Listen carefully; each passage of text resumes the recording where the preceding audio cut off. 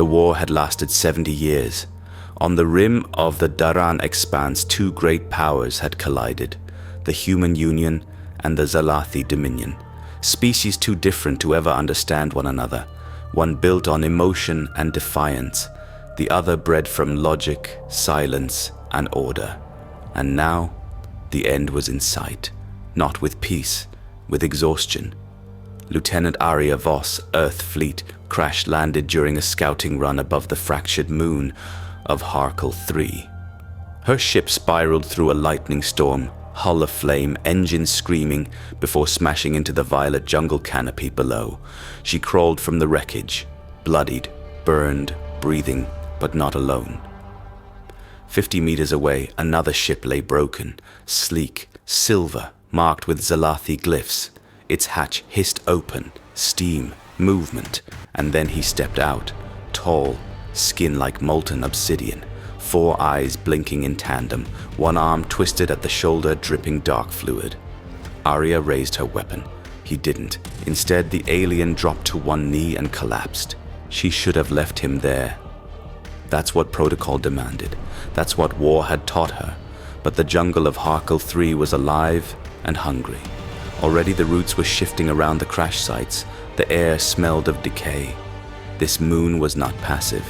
So she dragged him inside her half-ruined ship, sealed the hatch, bound his wounds, watched him through a cracked visor. When he woke hours later, his voice was a low tremor. "You are human." She nodded slowly, kept the pistol in her lap. Lieutenant Arya Voss, Union Fleet.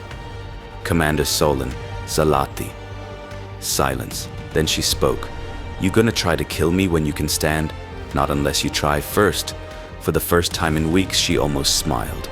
They were stranded. The storm had fried every long-range comms relay. Their beacons were offline.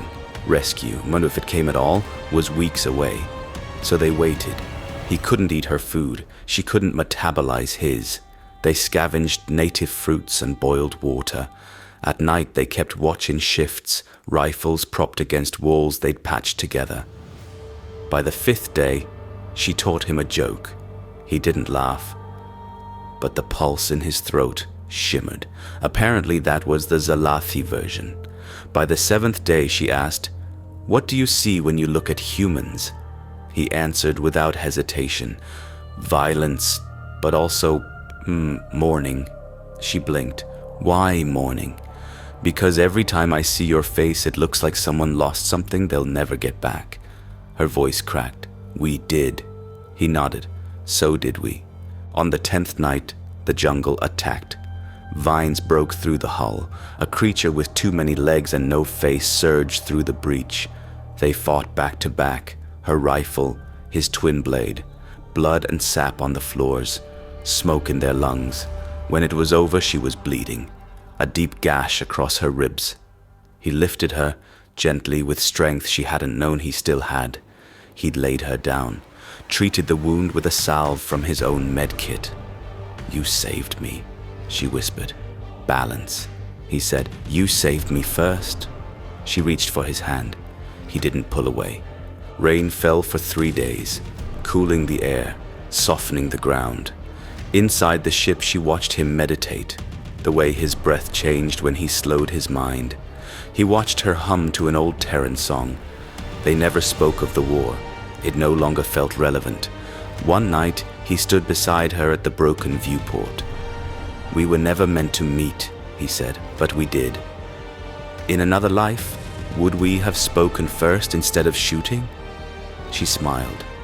"Maybe, but maybe it had to be this way, so we'd understand the cost." He turned toward her. She saw the flicker in his eyes, not quite a tear, but something close. When he leaned forward, she didn't stop him. Their foreheads touched, and in that moment the galaxy grew a little quieter. Epilogue. Rescue came 2 days later. 2 fleets, human and Zalathi. Both had picked up residual crash signals. When they were found, they stood together, weapons down, hands empty. Commanders on both sides argued, debated, demanded separation, but neither of them moved. "I won't leave him," Arya said, "and I won't leave her. said Solon, and in that pause between commands and counter-commands, someone on each side hesitated, and then someone else. Until finally, silence again. The war didn't end that day, but for two people, a human soldier and an alien commander, something else began. Something fragile, something rare, something that might one day grow large enough to end the war for good.